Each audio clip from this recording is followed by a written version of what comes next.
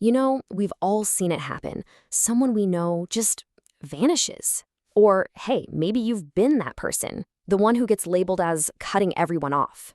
People might call it cold or even heartless. But what if that's not the real story? Not even close.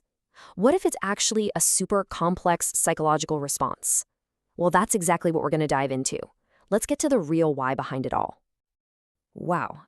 Just let that sink in for a second. This question, it really gets right to the core of the whole thing, doesn't it? For so many people, pulling back isn't some aggressive move. It's actually an act of honesty. It's about finally dropping the act and letting your outside life match what you've been feeling on the inside for, well, probably a very, very long time. Okay, so this brings us to what I like to call the villain origin story, right? Because that's how it's framed, the story people tell versus the reality you actually live. So this is where the major disconnect happens. On the outside, people see cold. They see someone who's changed or is just heartless. But what's the internal experience? It's not cold, it's feeling protected. It's not that you've changed overnight, it's that you finally become aware.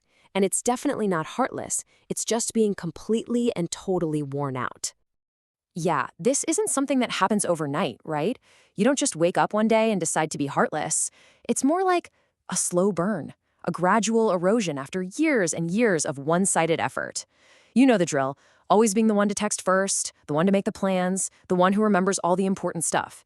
It's that bone-deep exhaustion you feel when you finally realize, wow, I'm the only one keeping this thing afloat. Which leads us perfectly into our next section, the cost of connection. Or, as I think of it, when the emotional math just stops making sense. Okay, look at this. It might seem like a joke, but for so many of us, this is the reality of our mental relationships spreadsheet. You're putting in 95% of the work, the energy, the planning, all that emotional labor. And what are you getting back? Maybe 5%? And when the numbers are that lopsided, your brain, which is always looking out for you, stops seeing this relationship as a source of support. Instead, it just becomes a massive, massive energy drain. And yeah, there's actually a term for this. It's a subconscious cost-benefit analysis. Think about it. Your brain is a survival machine, first and foremost. It's constantly, quietly asking in the background, hey, is this worth it? Is the energy I'm putting out here actually giving me anything back? And when the answer over and over again is a hard no, your brain makes a logical call. It decides the smartest thing to do is to just stop investing. So that brings us to the next piece of the puzzle. Your brain's defense system. And this is key. We're talking about how pattern recognition becomes a form of self-protection. Here it is. This is the brutal math your nervous system learns after getting burned too many times. Connection equals eventual abandonment. And listen, this isn't some irrational fear. It's a conclusion based on hard data, on repeated experience. Think about it. That friend who ghosted you when you were going through a tough time, the partner who bailed when things got real, your brain sees that pattern and learns a lesson. Getting close, being vulnerable, it just leads to getting hurt. So what does it do? It decides to beat the pain to the punch by controlling the exit itself. So how does your brain actually learn to do this? Well, it's a pretty simple three-step process. First, you just experience these one-sided connections again and again. Then, your brain, being the amazing pattern recognition machine it is, starts to see what's happening. It's like, okay, I see the formula, I give, they take, and then they leave. So it moves to step 3. It initiates the exit first. It's not about sabotaging things, it's about taking back a little bit of control over a situation that feels totally inevitable. And this pattern, it usually starts way, way before our adult friendships. For a lot of us, this blueprint for abandonment gets drawn up in childhood. Maybe you learned really early on that having needs just made you an inconvenience to the people around you.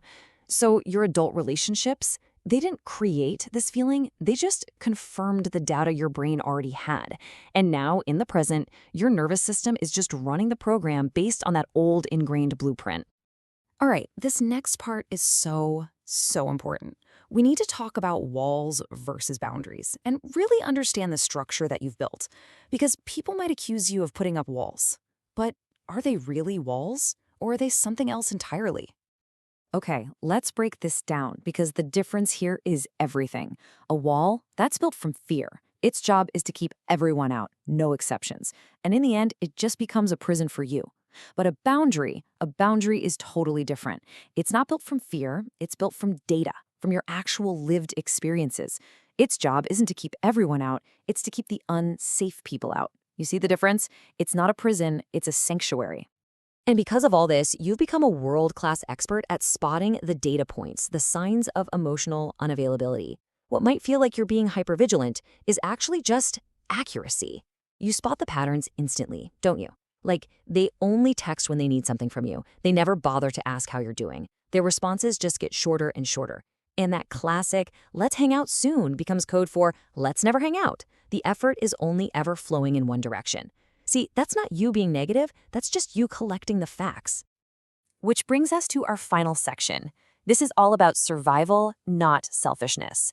It's about the unexpected peace that comes from finally choosing yourself. Here's a truth that I think will resonate with a lot of you. The loneliest you have ever felt, it probably wasn't when you were physically alone, was it? No, it was when you were in a room full of people feeling completely and utterly invisible.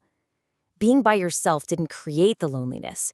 It just finally gave you permission to stop pretending it wasn't there all along. So when you finally do step away, you brace yourself for devastation, right? You think it's going to be awful. But instead, you find peace, you find quiet. And that quiet, well, it can become the most beautiful sound in the world. Because in that quiet, there's no chance of being let down. You can't be abandoned. For you, this quiet time isn't the opposite of connection.